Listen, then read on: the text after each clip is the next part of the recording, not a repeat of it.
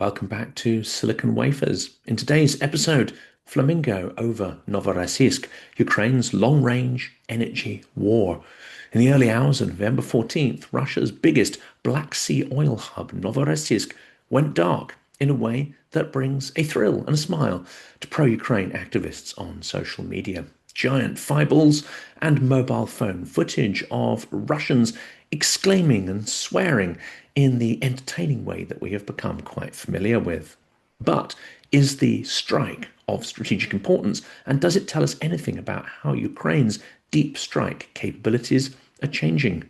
Drones over the water, fire at the Shekharis terminal, and something Moscow really hates to see, which is tankers not loading up on oil. Before we jump in to the details of the story, thank you to everyone who supports us through Patreon, Buy Me a Coffee, and everyone who has checked out the t-shirts that are available in the store that we have partnered with. This is a company based in the US that delivers to Europe and globally, run and owned by Ukrainians, and 20% of all the proceeds go to Car for Ukraine to provide vehicles to Ukrainian defenders that not only help them remain resilient, but help to save lives as well.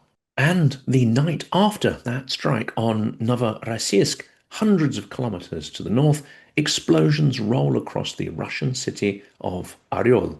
Local telegram channels film glowing debris raining into courtyards. And for the first time, Ukraine officially says it's using its new homegrown deep strike weapon, the Flamingo cruise missile. Tonight, we're going to connect those two things, the burning oil terminals and the cute sounding missile with a 3,000-kilometer reach. And we ask the question, how is Ukraine's second front of the war unfolding? Not the territorial war, but the one against Russia's energy, logistics, and the regime's balance sheet.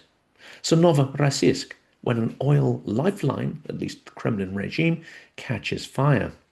Let's start at Russia's main Black Sea oil port, Novorossiysk, and one of the key arteries keeping Putin's war machine fueled and his budget afloat. On November 14th, Ukrainian drones hit the Shekharis oil loading terminal, sparking a serious fire.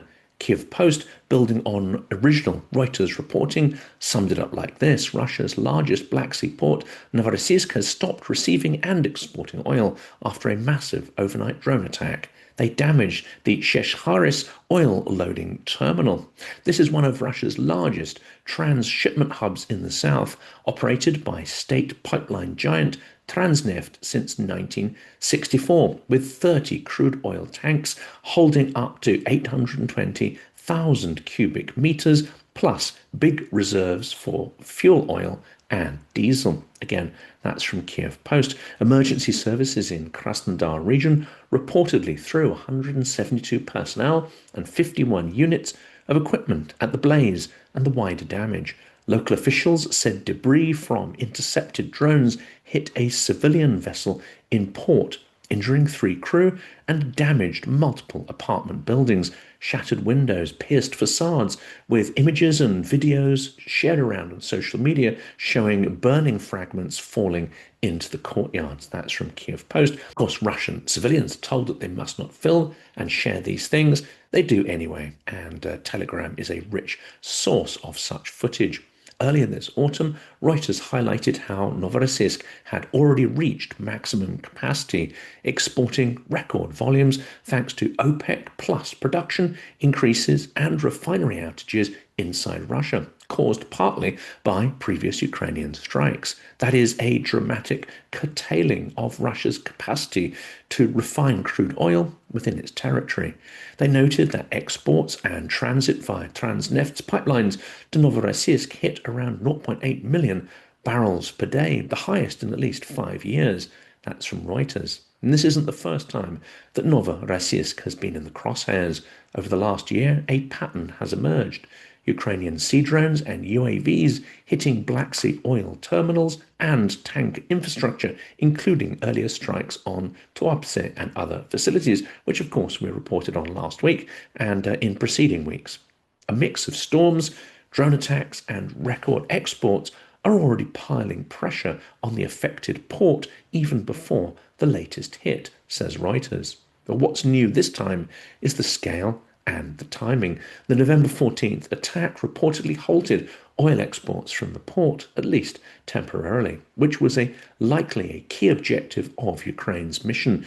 For a regime that is increasingly reliant on seaborne exports after losing pipeline customers in the EU, this is a really big deal. And this, more than anything, has a knock-on effect on limiting the power of Russia's war machine. Let's turn next to Ukraine's energy war from refineries to export hubs. To really understand what Ukrainians are doing, we must zoom out. This strike on Novorossiysk is not a one-off, as we've been pointing out for months now on the channel. It follows a months-long bombardment campaign that's been moving step by step up the energy value chain from refineries and storage to power substations, and now extending to export terminals as well. The Kyiv Post defense correspondent Stefan Korshak describes it bluntly. Kyiv is messaging that it wants blackouts across the west and south of Russia and has launched dozens of drone strikes targeting the Russian power grid to start that process. That's from Kyiv Post. In his analysis of Ukraine's bombardment of Russia, Korshak lays out a grim little scorecard, at least 146 long-range strikes against targets inside Russia and occupied territory since the campaign kicked off in late July. Increasing focus on high-voltage substations like the 750 kilovolt Vladimirskaya station, key nodes feeding electricity into industrial regions and the wider Moscow grid. Simultaneous hits on refineries and petrochemical plants deep inside Russia, places like Bashkortostan and Orenburg, alongside attacks in occupied Donetsk that black out entire regions. That's, again, Kyiv Post reporting. At the same time, Ukraine is hammering refineries that bankroll the war. AP recently reported that Kyiv's long-range strikes have reduced Russia's refining capacity by about 20%, largely with domestically produced drones and missiles. That's according to AP News, though some reports suggest that the daily output has dropped by far less. As capacity does not necessarily work at full potential on any given day, it means that Russia has not had such a hit to its output and therefore income. Chatham House analysts make a similar argument that Ukraine's best defense against Putin's energy terror, his winter missile raids on Ukraine's energy grid, is more attacks on Russia's oil refining sector and energy logistics, not fewer. Elevate the costs to Russia dramatically, because Russia will attack whether Ukraine holds back or not anyway. And this is where the Novorossiysk becomes more than kinetic, but also symbolic. Earlier in October, Reuters reported that refinery maintenance and war-related damage had pushed Russia's seaborne exports to record levels, 2.5 million barrels per day overall, of which about 0.8 million barrels were flowing through Novorossiysk alone. That is from Reuters. That's the crude that many European buyers won't touch directly anymore, but which happily sails off to India and China, gets blended, laundered through the shadow fleet, and drips back into global markets, often at a discount, but still financing missiles and drones that hit Ukrainian apartment blocks and artillery shells that help to level Ukraine's cities in the east. That's, again, Kyiv Post. When Ukrainian drones set Shekharis on fire, they're not just hitting Russian infrastructure, they're hitting global complicity, the tankers, insurers, and middlemen who decided that discounted barrels of oil were worth it, to look the other way, to pretend that Bucha, Mariupol, Bakhmut didn't happen. Next, we look at Flamingo, from rumour to confirmed weapon. Let's talk about the bird that everyone's suddenly obsessed with, Ukraine's pink-tipped Flamingo. If you haven't been following weapons nerd channels closely, or indeed this one, Flamingo is a Ukrainian-made long-range cruise missile, part of a new generation of domestic systems developed under wartime pressure. There's been months of speculation, grainy test footage, leaks about range and warhead size, debates over whether it was real or a clever piece of informational warfare. Then in mid-November, the flames over Oryol changed all of that. On November 13th, the Kyiv Post reported that Ukraine's long-range Flamingo missiles reportedly struck Russia's Oryol overnight. Debris from intercepted rockets fell into residential courtyards. Multiple explosions rocked the city in the early hours as air defense scrabbled to intercept the incoming missiles. Video geolocated by open-source analysts show burning fragments tumbling between parked cars and apartment buildings, the very Russian rear that used to feel untouchable to the regime in the Kremlin at least, and to many ordinary Russians as well. Crucially, hours later, Ukraine's general staff confirmed that its forces had conducted coordinated overnight strikes against several dozen Russian military and logistical facilities across Russia and Russian-occupied Ukrainian territories using a range of domestically produced long-range systems. Well, this confirmation really does matter. It is the first official admission that Flamingo is not just a prototype, it is being used in combat. The Ukrainian outlet Militarny and Western think tank analysts describe Flamingo as a ground-launched subsonic cruise missile with an advertised range of around 3,000 kilometers, roughly comparable to or even exceeding the classic US Tomahawk. That's from Kyiv Post. According to the same Kyiv Post, it was unveiled in August 2025 with a claimed range of over 3,000 kilometers and equipped with bunker-busting warheads that can pierce thick concrete up to about 10 meters.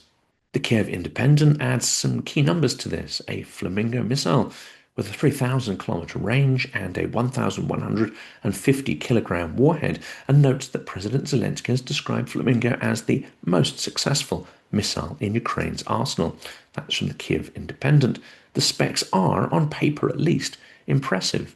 Now, experts and indeed the Ukrainian public will be seeking evidence that this weapon delivers a punch, and indeed that it can be manufactured at scale.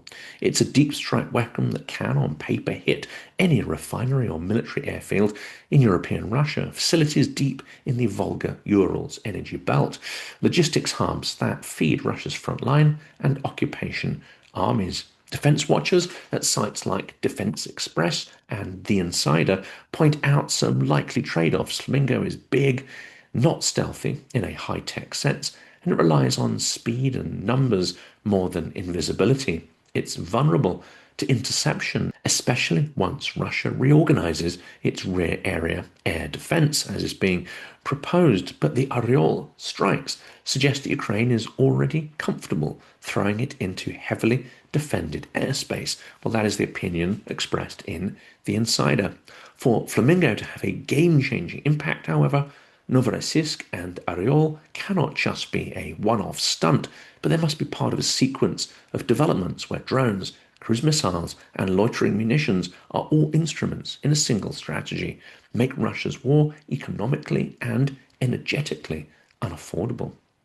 So will we see Flamingos over Crimea, Zaporizhzhia, Russia's rear occupied areas, key defense targets? The Oryol strike is just one slice of a much bigger operation. According to Ukraine's general staff, as reported by the Kyiv Independent, Ukraine carried out a series of long-range strikes overnight on November 13th, targeting Russian military infrastructure in occupied Crimea, Zaporizhzhia Oblast, and inside Russia itself. They used a mix of domestically produced Flamingo and Bars missiles and Lyuty drones. That's according to the Kyiv Independent. The General Staff explained last night several long-range strike systems were launched, including the domestically developed Flamingo, Bars, and Lyuty drones. So what did they hit? Cross-referencing with Ukrainian and Western reporting, we get a picture a little like this. In occupied Crimea, they hit the Morskoy Neftonoy Terminal oil storage facility. They hit helicopter parking areas, UAV storage, and preparation sites at Kirovsky airfield. an air defense radar near Evpatoria. In occupied Zaporizhzhia Oblast, they hit an oil depot near Berdyansk, forward command posts of Russia's 5th Combined Arms Army and the 127th Motor Rifle Division. And on Russian territory, as we've been describing in this episode, multiple logistics and energy facilities, including the strike cluster around Oryol and confirmed hits on energy infrastructure in other regions as part of the same campaign. An analysis piece from the Foundation for Defense of Democracies summarized the military logic of this combined strike package. Flamingo and Bars missiles plus Lyuty drones were used against several dozen targets to reduce Russia's military, economic, and offensive potential. This is a mirror of the strategy that Russia has adopted, though they also, Russia that is, fire indiscriminately at civilian targets too, which Ukraine does not. For 2 winters, Russia has tried to bomb Ukraine back into the Stone Age, murdered civilians, smashed heating plants, and engaged in systemic attacks on the energy grid. The Kyiv Post quotes Vitaly Zaichenko of Ukrenergo describing how Russian strikes shifted to specific transmission nodes and heating infrastructure, targeting both equipment and the people running it. Well, that's from Kyiv Post. Now Ukraine is relying on its own version of strategic bombing, but focused on fuel, logistics, and power of the aggressor, not mass civilian terror. Stefan Korshak notes that since mid-October, Ukrainian planners have launched at least 76 strikes in just 3 weeks, most of them aimed at refining and export capability, as well as grids in Russian-controlled territory. On the Ukrainian side, this is framed as simple reciprocity and deterrence, not as escalation. Now, the label escalation is something that many in the media and even some analysts will reach towards, but I think it is entirely an inappropriate label in this context. Korshak again says Kiev is widening the bombardment to blast power substations and electricity transformers inside Russia because Moscow has made it clear that targeting Ukraine's grid is now a permanent feature of their strategy. Next, on to oil sanctions and the politics of pressure. So where does that leave Russia and everyone still buying its oil? Well, first, the economics. AP quotes President Zelensky saying that long-range Ukrainian strikes have destroyed or damaged about 20% of Russia's oil refining capacity. That's in AP News. The KSE, the Kiev School of Economics oil tracker, covered by the Kyiv Post, shows Russia's oil revenues starting to decline even as Moscow tries to claw back income with higher prices and tax tweaks. Analysts there track the Kremlin's use of a shadow fleet of aging tankers and flags of convenience shipping to evade G7 price caps. At the same time, Reuters reporting from mid-October makes clear that Russia doesn't have unlimited flexibility. Novorossiysk was already at maximum capacity, with Transneft's pipeline system having virtually no spare capacity, and export plans heavily dependent on that port as a key export node. That's from Reuters. Well, when you put this all together, each destroyed refinery cuts the amount of crude Russia can profitably process at home. Each damaged substation or terminal, like Shipments, makes it harder to push unrefined crude out via the Black Sea. Each Flamingo strike deep in Russia increases the perceived risk for shippers, insurers, if that is indeed relevant, and ports that handle those barrels, as well as the end customers who will not get the predictable and regular supplies that their profits depend on. That's before we even talk about secondary sanctions. The latest US and EU measures targeting big players like Rosneft and Lukoil, with tighter enforcement from late November, are designed to make life harder for traders moving sanctioned oil above the G7 price cap. That's analysis from the Kyiv Post. Now, add a flaming oil terminal and the knowledge that Ukraine can reach Novorossiysk, Oryol, Saratov, Volgograd, and beyond with its own weapons without asking for permission to use Western missiles on Russian soil. That is a key difference this year compared to previous years of the war. And it's a very different risk calculus for instance, Indian refiners taking discounted Urals crude. It's a different calculus for Chinese state firms balancing cheap energy against sanctions exposure. And it is a different calculus at last for Greek, Emirati, and other ship owners quietly renting out old tankers to the Russian ghost fleet. If you're sitting in Delhi or Beijing or in a European capital, still quietly buying or trading Russian diesel via laundered routes, the message from Novorossiysk and Oryol is simple.